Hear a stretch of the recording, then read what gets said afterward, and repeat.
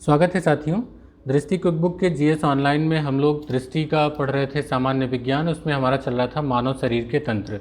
तो अभी इसमें दो वीडियो में और लेकर के आऊँगा। ये एक होगा कंकाल तंत्र पे, और इसके बाद जो सबसे इम्पॉर्टेंट मुझे लगता है कि साइंस का, बायोलॉजी का सबसे इम्पॉर्टेंट भाग है वो है आपके ग्रंथियों का, ग्लैंड्स का।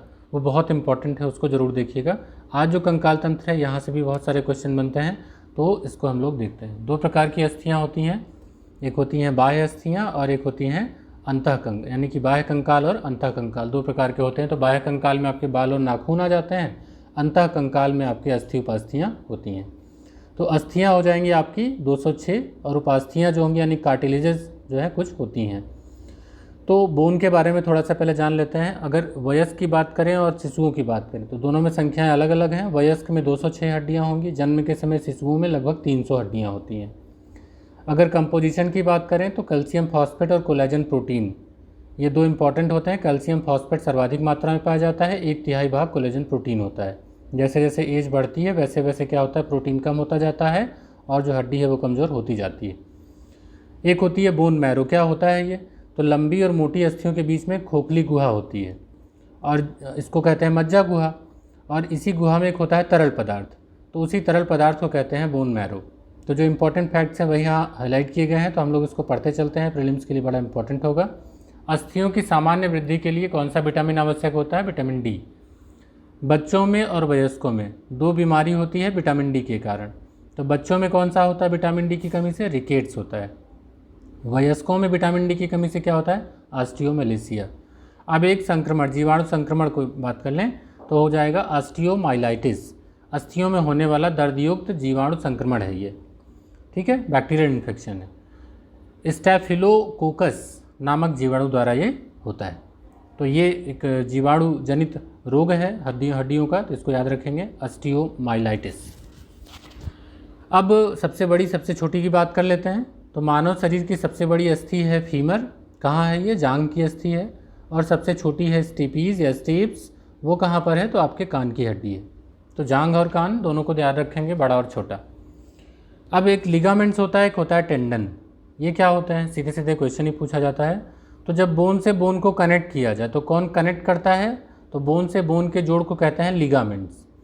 और जब मांसपेशी और बोन को, मसल्स और बोन को जब जोड़ा जाता है, जोड़ने वाली जो संरचना होती है उसको टेंडन कहते हैं, ठीक है। तो हड्डी से हड्डी के जोड़ को लिगामेंट और मांसपेशियों से हड्डियों के जोड़ को टेंडन कहेंगे, ठीक है, ऐसे याद रखना है। अब इसके बाद जो है एक है जानुफलक, जिसका नाम दूसरा नाम है जान्विक या पटीला। तो प्रत्येक घुटने पर सामने की ओर स्थित एक छोटी त्रिकोणाकार हड्डी होती है। ये घुटने पर जो आपकी नी कैप होती है, नी कैप बोलते हैं ना इसको, तो ये घुटने की संधि की सुरक्षा करती है और उसको मोड़ने में सहायता करती है। ऐसी हड्डी जो है सिस्माइड हड्डी कहलाती है। और सबसे बड़ी सिस्माइड हड्डी जो है वो आपकी ये पटीला है, नी कैप, जो आप गांठ पे, अपने पैर के गांठ पे जो पकड़ते हो।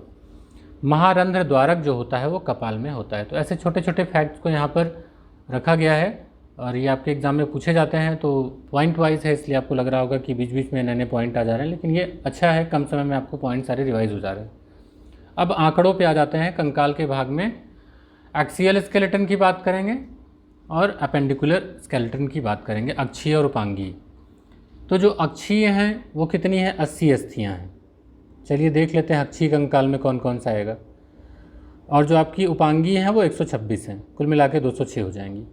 तो अक्षीय कंकाल में क्या क्या आता है? तो एक तो आता है मानव खोपड़ी की हड्डी, दूसरा आता है आपका वर्टेब्रल कॉलम यानी कि कशेरुक दंड होता है, इसमें 26 हड्डियाँ होती हैं। खोपड़ी में, कशेरुकी में, उरोस्थि स्टर्नम में 1 अस्थि होती है और पसलियों में 24 अस्थियाँ होती हैं, ठीक है। अब चलिए जो आपका देखते हैं, गर्दन में कितनी हड्डियां हैं? 7, वक्ष में 12, कटी में 5, सैक्रम में 1, पुच्छ में 1। ये आपकी कशेरुक दंड की हड्डियां हो गई, जो 26 दी गई हैं टोटल। अब 22 अस्थियों के अलावा एक अन्य अस्थि हाइड और मध्य कान की 3 जोड़ी अस्थियां यानी कि मैलियस, इनकस व स्टेप्स भी खोपड़ी के ही भाग हैं, यानी कि कुल 29 अस्थियां जो हैं वो खोपड़ी में हो जाती हैं। तो 29, 26, 1 और 24, तो इसको जोड़ लीजिए तो लगभग की कितनी होनी चाहिए? 80 अस्थियाँ होनी चाहिए अक्षीय कंकाल की। उपांगीय कंकाल की बात करें तो इसमें आपकी मेखला की 6 अस्थियां हैं और जो पाद हैं, तो पाद का मतलब लिम्स आपके हाथ पैर, तो 120 अस्थियां इसमें हैं। ठीक है, हाथ भी तो एक हो गया ना, अग्रपाद बोलेंगे उसको, 4 लिम्ब, और पैर हो गया पश्चपाद, हैंड लिम्ब। अब जो मेखला है, जो इसमें 6 दिया गया था, तो मेखला में कौन कौन सा होगा? एक होगा पेक्टोरल गिर्डल अंश मेखला और दूसरा होगा श्रोणी मेखला। इसको इमेज में, कंकाल वाले इमेज में देख लीजिएगा, या तो मैं दिखा दूंगा। तो इसमें जो कौन कौन सी हड्डियों के नाम याद रखिएगा। अंश मेखला में होगा स्कैपुला और क्लैविकल, श्रोणी मेखला में होगा इलियम, प्यूबिस, इस्चियम। देखिए, जो स्कैपुला और क्लैविकल है, इन दोनों को मिलाकर प्रत्येक अर्धभाग में 32 अस्थियाँ अर्थात कुल 64 अस्थियाँ होती हैं। ठीक, इन दोनों को मिलाकर जो ये आपके श्रोणी मेखला दी गई हैं, ये 2 अस्थियाँ हैं, अंश मेखला में 4 अस्थियाँ हैं, 2-2 करके। तो इन दोनों को मिलाकर प्रत्येक अर्धभाग में 31 अस्थियाँ अर्थात कुल 62 अस्थियाँ हैं। अब समझिए, जो अग्रपाद है आपके यानी कि हाथ, और पश्चपाद है यानी कि पैर, तो हाथ में कौन कौन सी हड्डी होती है इनका नाम याद रखिएगा। हाथ की हड्डियों के नाम है ह्यूमरस, रेडियस, अल्ना और हस्त। यानी कि आपकी जो कलाई है उसमें कौन कौन सी होंगी? तो कार्पल्स होंगी, मेटाकार्पल्स होंगी और फैलिंग्स होंगी, अंगुलियाँ होंगी। तो आपकी कलाई, हथेली, अंगुलियाँ, तो हथेली में कितनी हड्डियाँ होंगी? 5, कलाई में कितनी होंगी? 8, अंगुलियों में कितनी हड्डियाँ होंगी? 14। ये रेडियस और अल्ना कहाँ पाई जाती हैं? तो रेडियस और अल्ना हाथ में पाई जाती हैं। ह्यूमरस कहाँ की अस्थि है? तो हाथ की है, अग्रपाद की है। पश्चपाद में देख लेते हैं, हिंड लिम्स में, तो फीमर, टिबिया, फिबुला, पैर। पैर में कौन कौन सा आएगा? एड़ी, तलवा। तो फीमर, ये टिबिया क्या है? तो टिबिया पैर की अस्थि है। फीमर, फिबुला, इनके नाम याद रखेंगे, ऐसे पूछा जाएगा, संख्या को लेके बहुत नहीं पूछा जाता है। और एक नी कैप आपको पता ही है, पटेला। जो कुछ कंकाल तंत्र के रोग हैं उनको देख लेते हैं। तो एक है सबसे आम जो बीमारी है वो है गठिया। गठिया शरीर की अस्थियों के जोड़ों से संबंधित एक रोग है। इस रोग में क्या होता है कि जोड़ों के ऊपर की त्वचा पर सूजन और रेडनेस और पेन बहुत होता है। तो पैर के अंगूठे से संबंधित मामले में गठिया को पोडेग्रा कहा जाता है। पैर के अंगूठे का में अगर गठिया है तो उसको कहेंगे पोडेग्रा। लगभग 50% मामलों में पैर के अंगूठे की मेटाटार्सल जो होती हैं, फेलेंजियल संधि, वो प्रभावित होती हैं। तो गठिया रोग होने के कारण शरीर के रक्त में यूरिक अम्ल का स्तर बढ़ जाना है। तो यूरिक एसिड भी बढ़ जाता है और भी कारण होते हैं, ज़्यादातर यूरिक एसिड के बढ़ने से गठिया रोग होता है। तो यह यूरिक अम्ल जो है वो क्रिस्टलों के रूप में जोड़ों, टेंडन और जोड़ों के आसपास के ऊतकों में जमा हो जाता है। जो गठिया है इसको कहते हैं राजाओं की बीमारी या धनी लोगों की बीमारी, ऐसा माना जाता है। हालांकि अभी सबको होने लगा है, लेकिन ऐसा माना जाता था। आर्थराइटिस की बात करें तो आर्थराइटिस यानी कि संधिशोध, ये क्या है? ये जोड़ों से संबंधित एक रोग है, ज्वाइंट्स जितने आपकी बॉडी में है। तो ये जिसमें हड्डियों के जोड़ों के स्थान पर सूजन आ जाती है, त्वचा लाल हो जाती है और अक्सर जोड़ों में दर्द रहता है, तो इसे कहते हैं आर्थराइटिस। तो गठिया हो गया, आर्थराइटिस हो गया। ऑस्टियोपोरोसिस एक ये भी बीमारी है। तो ये ज़्यादातर बढ़ती उम्र से संबंधित बीमारी है, ऑस्टियोपोरोसिस। ऑस्टियोपोरोसिस क्या होता है? इसमें हड्डियां कमज़ोर हो जाती हैं और उनके टूटने की संभावना बढ़ जाती है। तो इसमें बोन मिनरल डेंसिटी जो होता है, BMD, तो ऑस्टियोपोरोसिस में अस्थि खनिज घनत्व जो है वो कम हो जाता है। हड्डियों की प्रोटीन की मात्रा और जो प्रकार होते हैं वो असामान्य हो जाते हैं। ये रोग किसके कारण होता है? तो एस्ट्रोजन की कमी के कारण, कैल्शियम, विटामिन D की कमी के कारण होता है।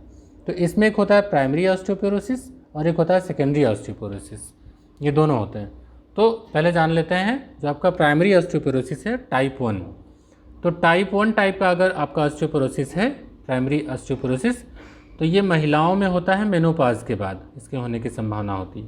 और टाइप 2 जो है तो स्त्री पुरुष दोनों में होगी और एक एज के बाद, लगभग 75 की आयु के बाद होगी, लेकिन महिलाओं में इसके होने की संभावना ज़्यादा रहती है। यानी कि प्राइमरी ऑस्टियोपोरोसिस की संभावना महिलाओं में ज़्यादा है।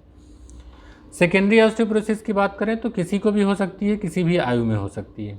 आर्थराइटिस या अन्य कारणों से अस्थियों के जोड़ सही रूप से कार्य नहीं कर पाते तो इसको आर्थोप्लास्टी करके पुनः ठीक किया जा सकता है।